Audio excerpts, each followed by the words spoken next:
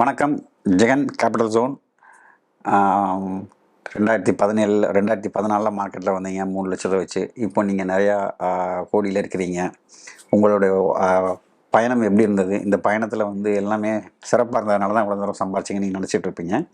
இப்போது இந்த காணொலியில் நான் என்ன சொல்ல போகிறேன்னா, நான் என்னென்ன சோதனைகள்லாம் பார்த்தேன், அந்த சோதனைகள்லாம் சரிங்களா, எப்படி சாதனைகளாக மாற்றினேன், என்னென்ன பிரச்சனை வரும்போது அதை ஏதாவது ஒரு வழிமுறையை பயன்படுத்தி நம்ம அதிகமான லாபம் எப்படி ஈட்டுறது அப்படிங்கிறத பற்றி நாங்கள் பேச போகிறேன். சரிங்களா, கிட்டத்தட்ட நான் 2014 வரும்போது 3,00,000 வச்சு வரும்போது நிஃப்டி மினி லாட்டுன்னு ஒன்று இருந்தது. கரெக்டுங்களா? மினி லாட் அப்படின்னா எனக்கு தெரிஞ்சு 15 லாட் சைஸ்ன்னு நினைக்கிறேன். அப்போ 60 இருந்தது ஒரு நிஃப்டியோட லாட் சைஸு. மினி லாட் 15 இருந்தது. அது மூலமாக ட்ரேட் பண்ணி கொஞ்சம் குட்டி குட்டியாக 15,000 10,000க்குலாம் ஆப்ஷன் செல் பண்ண முடியும்.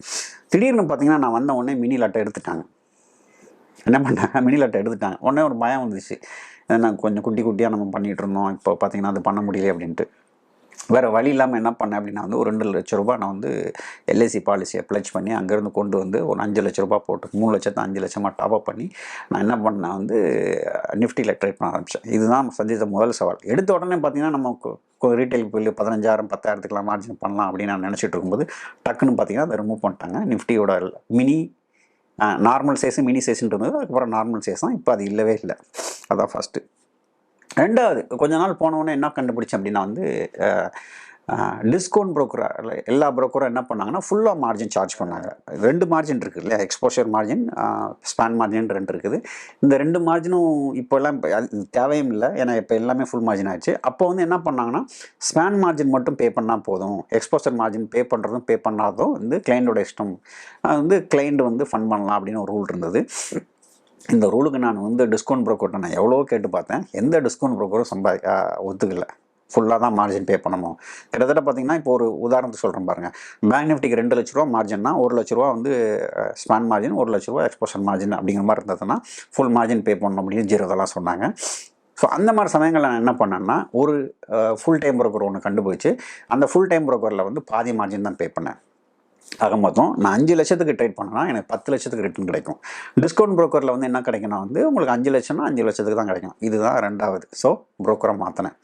மூணாவது என்ன ஆச்சுன்னா இந்த ப்ரோக்கரை மாற்றின உடனே நிறைய டெஸ்க்டாப் அப்ளிகேஷன் தான் நம்ம ரன் பண்ண முடியும். இப்போ ஜீரோதா மட்டும்தான் உங்களுக்கு பார்த்தீங்கன்னா மொபைலில் அழகாக இருக்கும். கரெக்டுங்களா? அப்போ உள்ள காலத்தில் பார்த்தீங்கன்னா மொபைலில் அவ்வளோ தூரம் அப்ளிகேஷன் நல்லா இருக்காது, டெஸ்க்டாப்பில் தான் ரன் பண்ணணும். அப்போ நான் வேலைக்கு போய்கிட்டு இருந்தேன். டெஸ்க்டாப்பில் ரன் பண்ணால் ஆஃபீஸில் ரன் பண்ண முடியாது. என்ன பண்ணுறதுன்னு தெரில. அப்படின்னு போகும்போது நான் என்ன பண்ணேன்னா ஒரு AWS அமேசான் சர்வர் எடுத்து அதில் இந்த டெஸ்க்டாப் அப்ளிகேஷன் போட்டு அங்கே என்ன பண்ணிகிட்டு இருந்தேன்னா நான் இதெல்லாம் ரன் பண்ணிக்கிட்டு இருந்தேன். ரன் பண்ணிட்டு இருக்கும்போது மறுபடியும் ஒரு பிரச்சனை வந்தது. என்ன பண்ணலாம் நீங்கள் இந்த மாதிரி அமேசான் சர்வர்லாம் ரன் பண்ணக்கூடாது அப்படின்னு ஆஃபீஸில் பிரச்சனை வந்தது. அப்போ தான் நான் சொன்னேன், இந்த மாதிரி எனக்கு பர்சனலுக்கு தேவைப்படுது அப்படின்னு சொல்லிட்டு ஆஃபீஸில் பேசி அதுக்கப்புறம் தான் என்ன பண்ணேன், நான் என்னோட டெஸ்க்டாப் அப்ளிகேஷன் அங்கே ரன் பண்ணேன். ஸோ ஜீரோதாலேருந்து ஃபுல் டைம் ப்ரோக்கிங் போனேன். ஏன் ஃபுல் டைம் ப்ரோக்கிங் பண்ணால் இது மூணாவது காரணம். ஏன் ஃபுல் டைம் ப்ரோக்கிங் பண்ணேன்னா மார்ஜின் பாதி மார்ஜின் பே பண்ணால் போகணும் அப்படின்ட்டு. நாலாவது காரணம் என்னென்னா ஒரு லெவலுக்கு மேலே காசு வந்த உடனே என்ன பண்ணேன்னா என் தம்பி அக்கௌண்ட்டு, என்னோடய அக்கௌண்ட்டு, எங்கள் அப்பா அக்கௌண்ட்டு அப்படின்னு 3 அக்கௌண்ட்டில் போட ஆரம்பித்தேன்.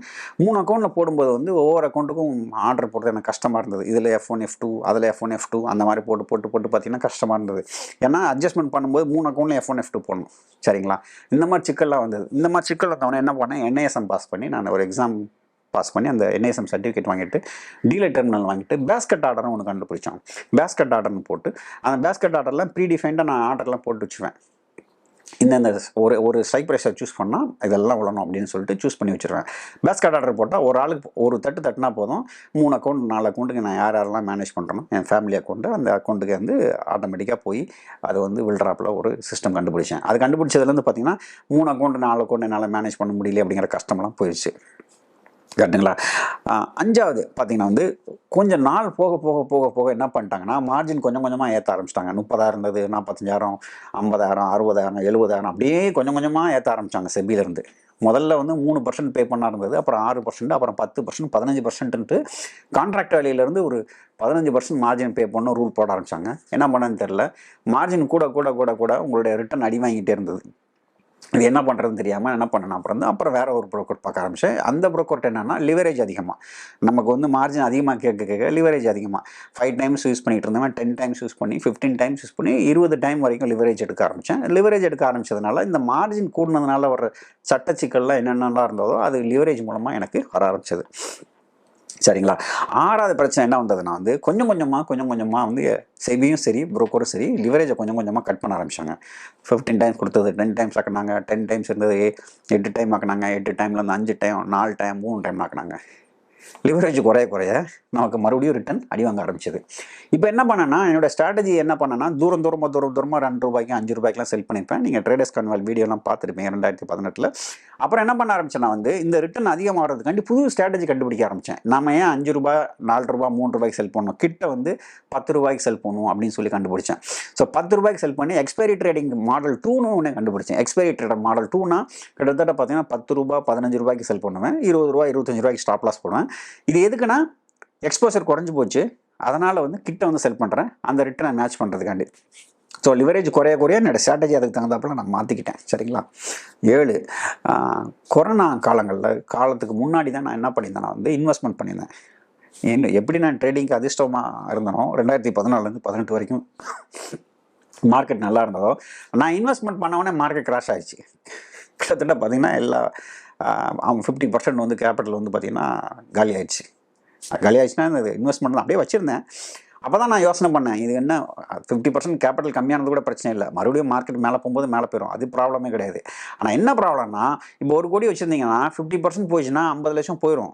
50 லட்சத்துக்கு தான் நீங்கள் வந்து ஆப்ஷன் ட்ரேட் பண்ண முடியும் இல்லையா.